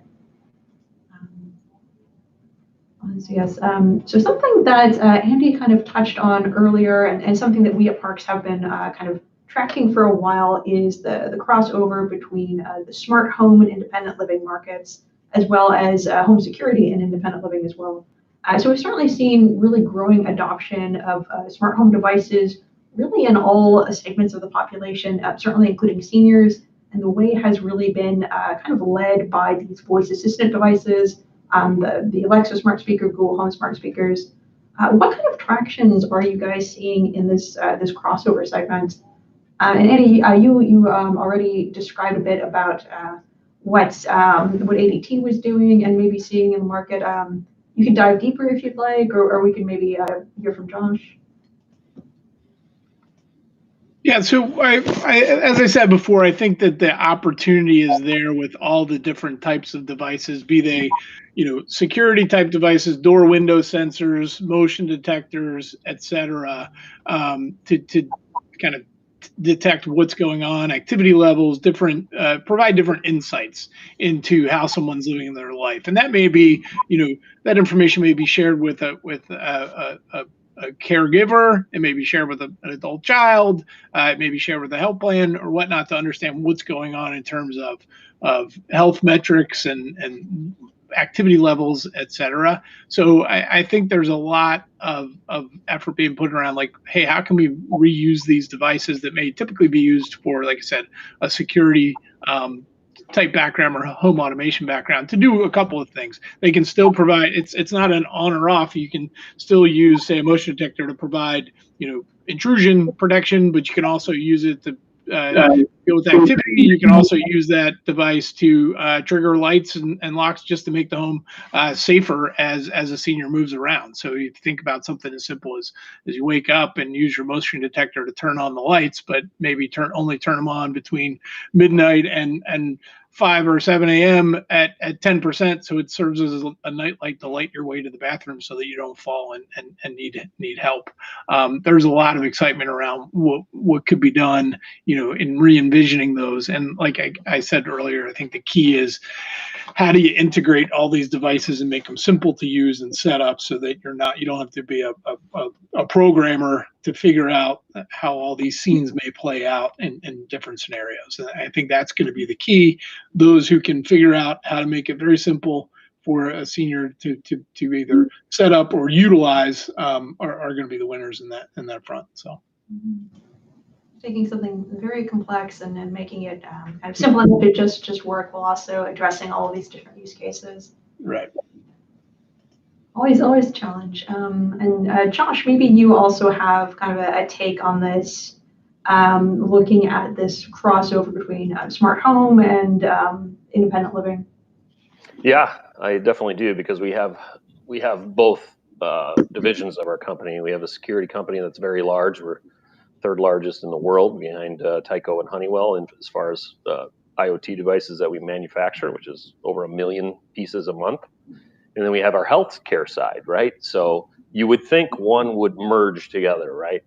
And say, hey, why don't we create this huge, this awesome environment for a senior that merges home security, home automation, smart home, and aging in place technology, right? But really, we haven't seen it. We have a lot of big players in Europe, and Europe is a great place for healthcare IoT devices, and they really don't merge those two together. I think primarily because people are looking for a specific task to do, and they want something that's focused, right? What we have been seeing success is with our two product lines, which we have one for healthcare, which is called Pro, and it's an activity of daily living. It's using kind of the same sensors you use in like the security applications, residential security applications, motion detectors, door contacts, for example, but you can layer on some other things, flood and smoke and stuff like that, which apply to the senior market as well. But it's more for healthcare organizations to manage the activity of their patient population. And it uses AI, an algorithm based on an individual that can auto trigger off of what it's built to be normal. It can auto trigger out of normal activity. For example, bathroom usage, or having access to the refrigerator enough, or leaving the house at a weird time. Those type of things, those are in play. Those are definitely scalable. They have scaled with us. We have a lot of success stories. Not so much in the U.S. market. It's available. We just haven't found the right partner committed to kind of that space. And then we have our family product, which is really a caregiver tool, right? It's the caregiver having that value all the time to be able to look into a user app and say, okay, my mom was up at 7 a.m. making coffee, watching the Today Show. You know, she's alive and well today. So great, awesome. They get a thumbs up on their day story for their mom. So it kind of expands the whole thing, right? But in our world, it's really been siloed. You know, home automation, smart home type stuff, security stuff, and then healthcare oriented products, because they're very different. Although the technology from a hardware perspective is about the same, you know, the use cases of them are very different. Mm-hmm. So how much of that siloing do you think is a need for HIPAA compliance versus how much of it is just maybe seniors historically not really being terribly interested in some of the technology? Yeah, is that directed to me? Yes. Yeah. So, I mean, HIPAA compliance, you know, I think it really applies anywhere. I mean, you shouldn't be sharing personal information, but especially on the healthcare side. I mean, you know, we do have a HIPAA compliant platform. You know, our data is transmitted binary. You can't identify a person through it. And if we're integrated to an EMR, it's not giving a person's name. It's got an ID or some other type of identifier when we're transmitting that data. So, but we are HIPAA compliant. Our platform is. None of our devices require FDA. We integrate with FDA medical grade devices, like an Indie Health, for example, or AMD or A&D type products. So from our perspective, you know, HIPAA is important. Doesn't truly apply to us because we're not really having, unless we're developing a user interface, you know, or a platform that's going to have names on it. But we already have that HIPAA compliance in place. Mm-hmm. Something maybe not a problem for you guys, but maybe a problem for a lot of the other IoT devices that might be on the market, and for sure that companies might be looking to integrate with. Okay. So let's maybe hone in a little bit more on the area of technology.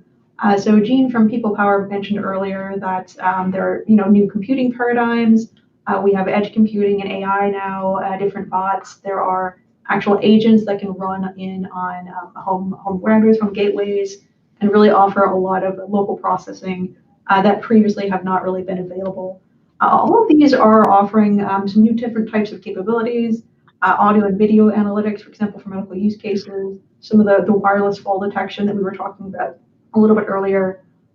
Could you guys maybe talk a little bit about some of the new offerings that are being made available? I believe a few of you mentioned having new 5G devices as well. And then I think, Josh, you can maybe kick us off, and then anyone can kind of jump in.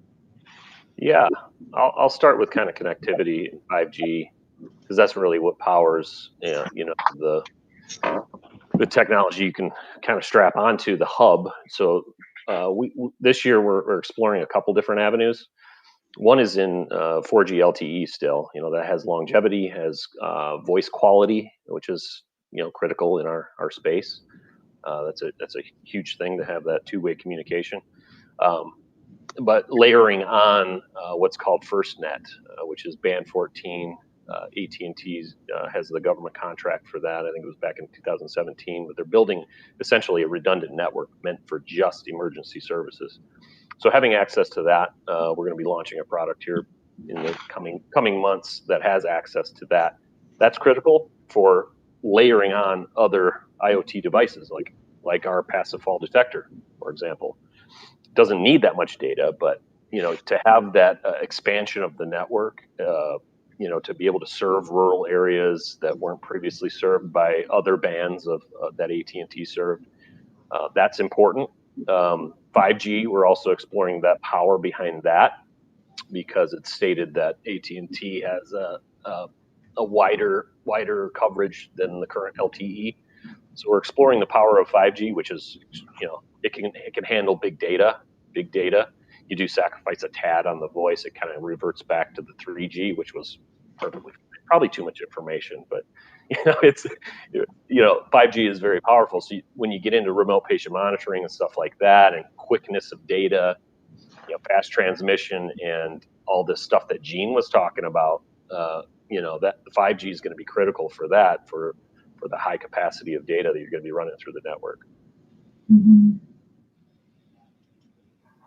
Certainly a lot of potential there. Anyone else care to jump in? Sure. Yeah, this is a fascinating topic. Having spent the last dozen years at Intel and Amazon, we played a lot in terms of doing some research and early product development in some of these emerging technologies. But everything that was talked about here, completely agree with.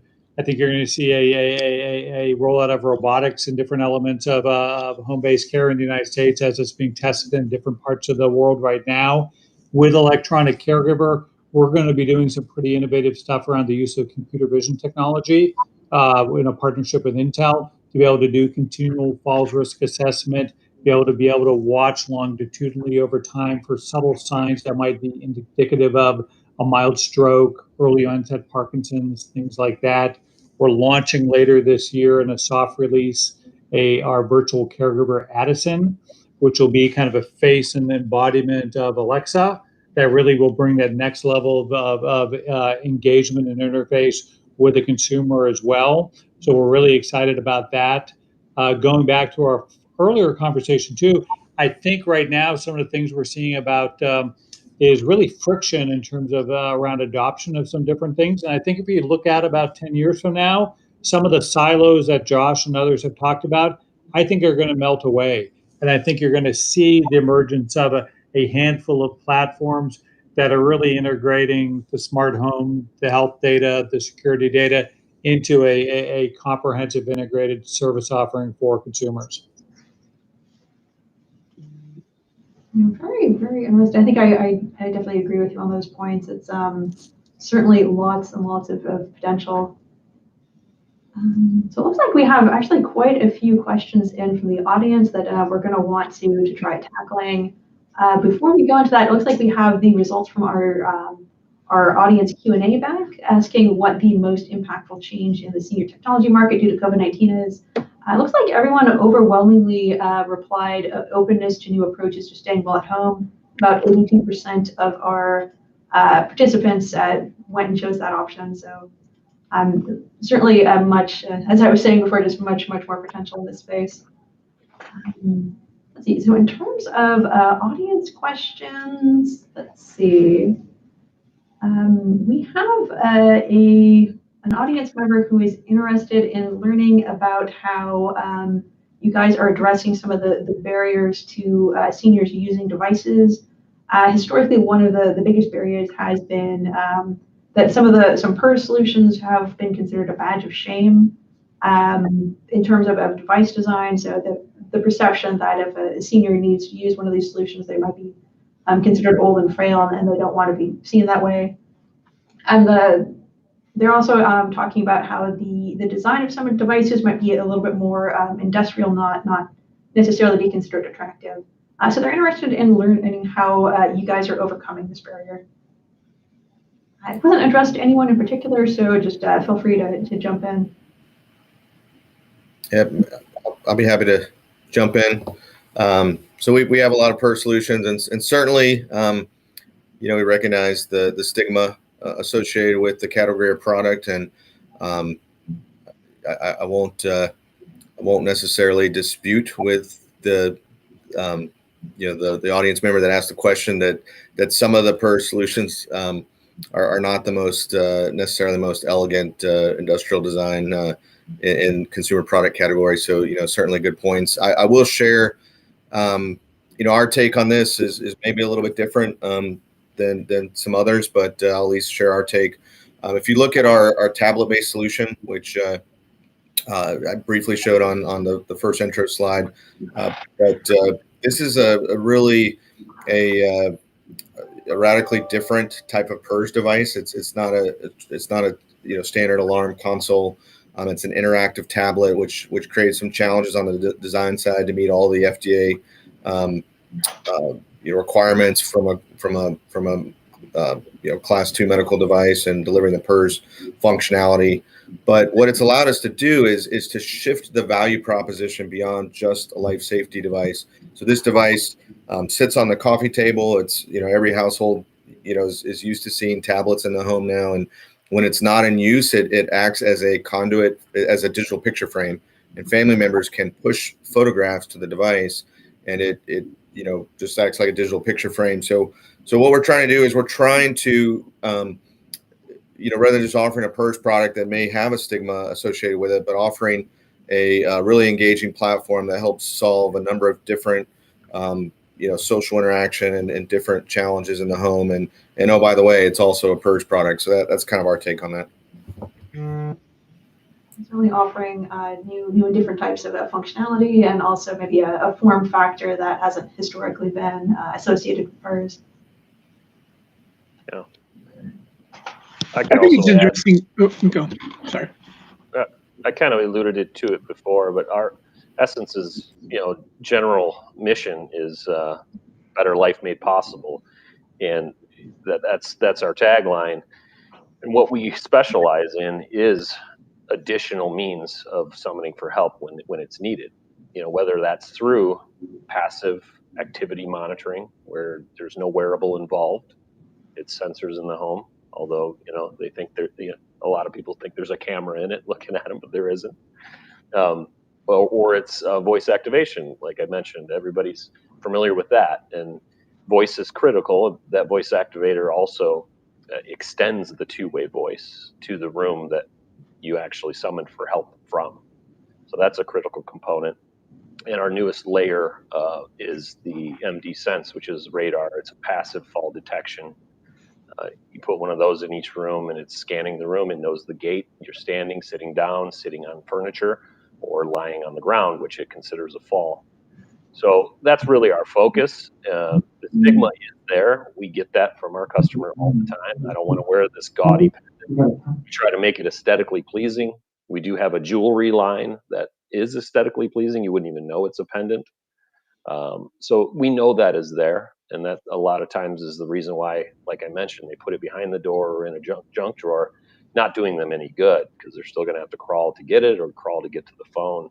It's really not doing anything in that realm, So that's where we've focused for years on, at least 10 years. Very interesting. So certainly this is something that has been kind of a known issue in the industry, and something that many players, Essence included, has been really working to fix.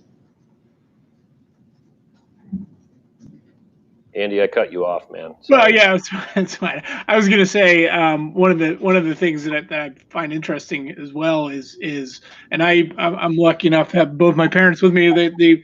I use them as my test case for a lot. They're 76 and 77 years old, and just over the past, say, 2 or 3 years have become more and more comfortable with technology, using smartphones, et cetera.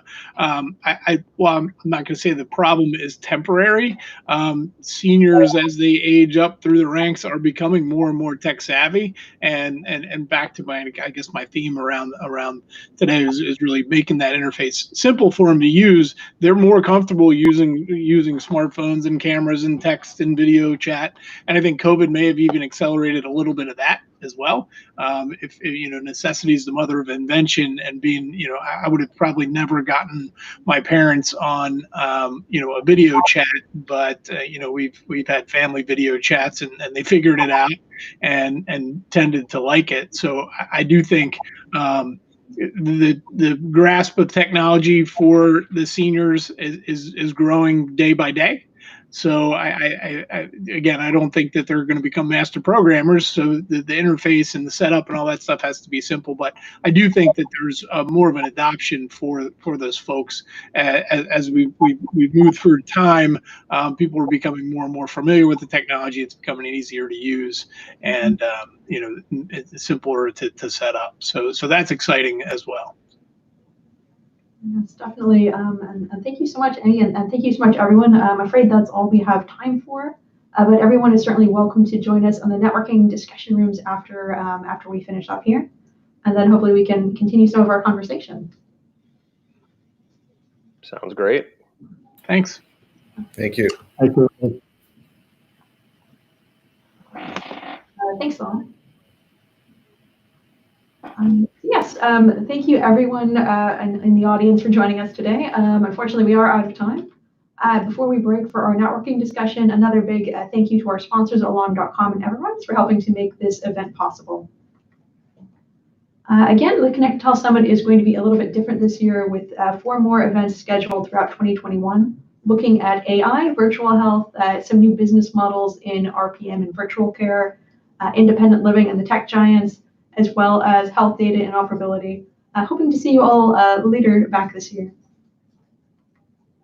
So if you'd like to stick around and chat, please join us in the Zoom networking room. Our marketing team should be sharing the link to get in the little chat box to the right of your screen. Thank you all, and hope you all have a great day and a great rest of your week. In the wake of the COVID-19 pandemic, Connected Health Solutions have played a critical role in providing consumers with remote access to care. Parks Associates Health, Wellness, and Independent Living Research analyzes the impact of COVID-19 and provides insights on market changes, including increased demand for telehealth, telemedicine, and independent living solutions, alongside the surge in adoption of connected devices by consumers during the COVID-19 crisis. The senior population is particularly vulnerable to COVID-19 and the associated isolation and pressures of distancing from loved ones. Parks Associates 2020 health research indicates nearly 80% of caregivers in U.S. broadband households have expressed concerns for their loved ones due to the pandemic. Data shows that distress over COVID-19 tops other frequent caregiver concerns, such as lack of financial resources or burglaries and break-ins. With the need to avoid exposure, consumers have adopted telehealth services as a healthcare solution during COVID-19. The use of telehealth service in U.S. broadband households jumped from less than 25% in 2019 to 40% in 2020. Parks Associates research provides trending data that gauges the demand for these services. With a desire to stay healthy and active during unprecedented times, consumers turn to connected devices and services more frequently during COVID-19. Parks Associates data reveals 30% of U.S. broadband households owned a connected health product in 2020. Parks Associates continues to study the evolution of this market with its 2021 health reports, including Healthy and Well at Home, Senior Assistive Technologies, Virtual Care, Connected Health Devices and Services, and our Smart Watch Market Assessment. For more information on Parks Associates Health Research, visit the Parks Associates website or contact sales@parksassociates.com.